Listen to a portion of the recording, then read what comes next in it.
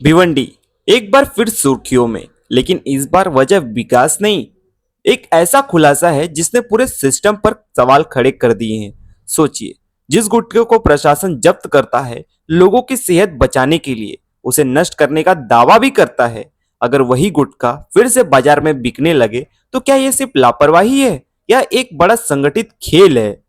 मामला है भिवंडी के रामनगर स्थित डंपिंग ग्राउंड का, जहां कथित तौर पर करोड़ों रुपए का प्रतिबंधित गुटखा नष्ट करने के लिए डंप किया गया था। लेकिन जो तस्वीर सामने आई है वो बेहद ही चौंका देने वाली है। स्थानीय लोगों ने देर रात उस संदिग्ध गतिविधियां देखी। कुछ लोग उसी डंपिंग ग्राउंड से गुटखे के पैकेट निकालकर टेम्पो में भर रहे थे और यहीं से शुरू होता है इस पूरे घोटाले का खुलासा। जब स्थानिक नागरिकों ने हिम्मत दिखाई और उस गाड़ी को रोका तो अंदर से भारी मात्रा में गुटखा बरामद हुआ। बताया जा रहा है कि इसमें बाजीराव ब्रांड समेत कई पैकेट शामिल थे। अब सवाल ये है, जो माल नष्ट होना था वो दोबारा बाजार तक कैसे पहुंच रहा था? सूत्रों की माने तो यह कोई एक रात का खेल नहीं, बल्कि कई दिनों से यह सिलसिला चल रहा था। यानी धीरे धीरे डंप किया गया गुटखा बाहर निकाला जा रहा था और फिर से बाजार में सप्लाई किया जा रहा था। अगर ऐसा है तो यह सिर्फ एक गैर कानूनी काम नहीं, बल्कि लोगों की सेहत के साथ सीधा सीधा धोखा है।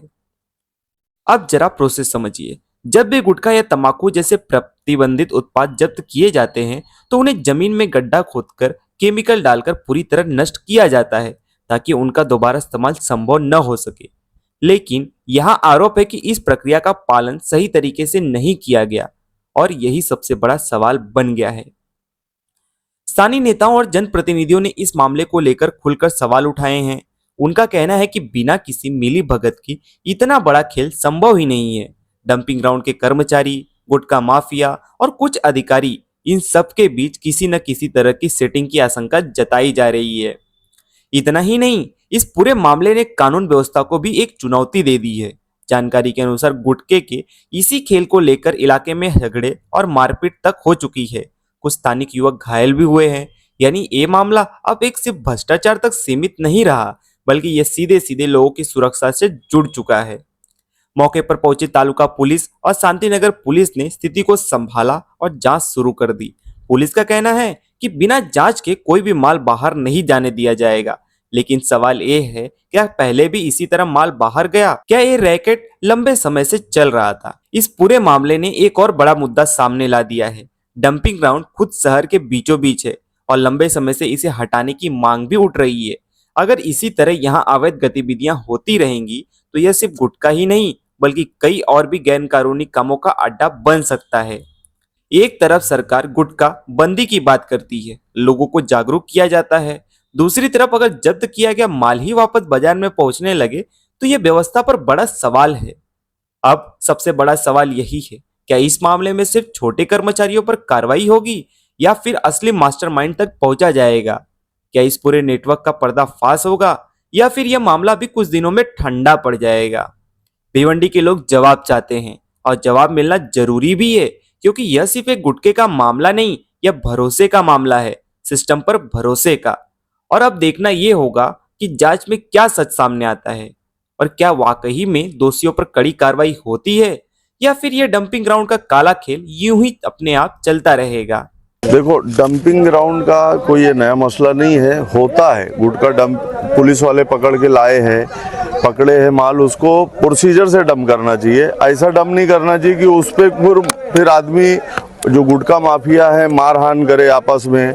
हमको ऐसी माहिती मिली है कि इस पे गुटखे की वजह से यहाँ मारहान भी हुआ है। कुछ हमारे छाविंद्रा गांव के बच्चे लोग को मारहान हुआ, उनको जख्मी भी है।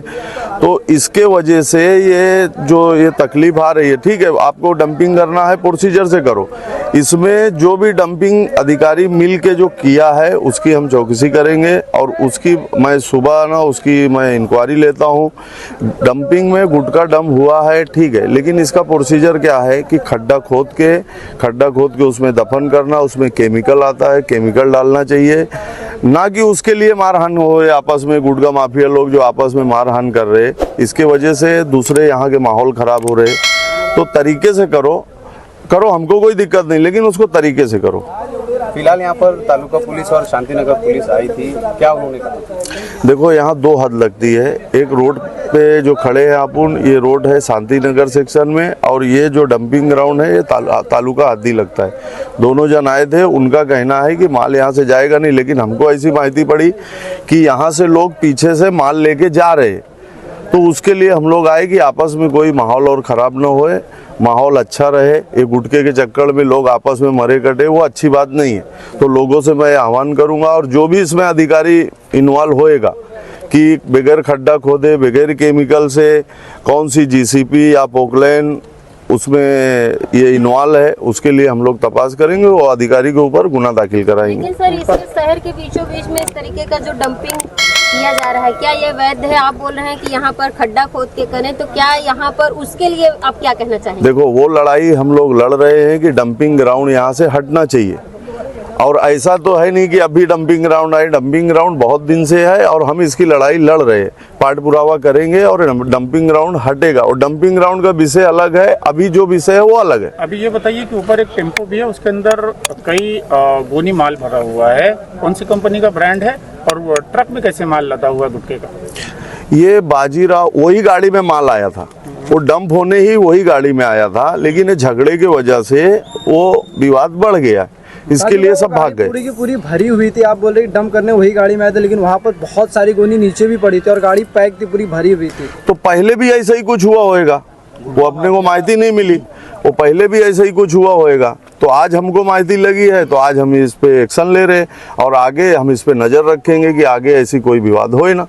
अगर कोई गुटखा ऊपर कार्रवाई होती है तो उसको डिस्पोज करने का काम जो है पुलिस करती है, लेकिन गुटखा माफिया इसे दोबारा से लेके जाते हैं, किसकी साठगांठ हो सकती है? नहीं, देखो, इसमें पुलिस की भी कहीं ना कहीं गलती है, पुलिस की गलती है, आरोग्य विभाग की गलती है। आरोग्य विभाग को इस पे ना कायदे से जो प्रक्रिया है इसको दफन करने का, वो प्रक्रिया ये निभाई नहीं, तो उसमें भी जो अधिकारी इन्वॉल्व होएगा उसमें बोल रहे ना कि हम सुबह इसकी तपास करते हैं। कहीं ऐसा तो नहीं कि पुलिस और गुटखा माफिया के बीच में साठगांठ हुआ और इसको दफन करने के खाली ऐसे हाथों माथों कार्रवाई करके दिखाया जाए और फिर गुटखा माफिया गुटखा लेके चले जाए? तो हो सकता है, इसमें अपन बोल रहे हैं ना कि इसमें जब अपन डीप में जाएंगे तो मालूम पड़ेगा, बगैर साठगांठ के तो ऐसा होएगा नहीं। मांग क्या करते हैं आप?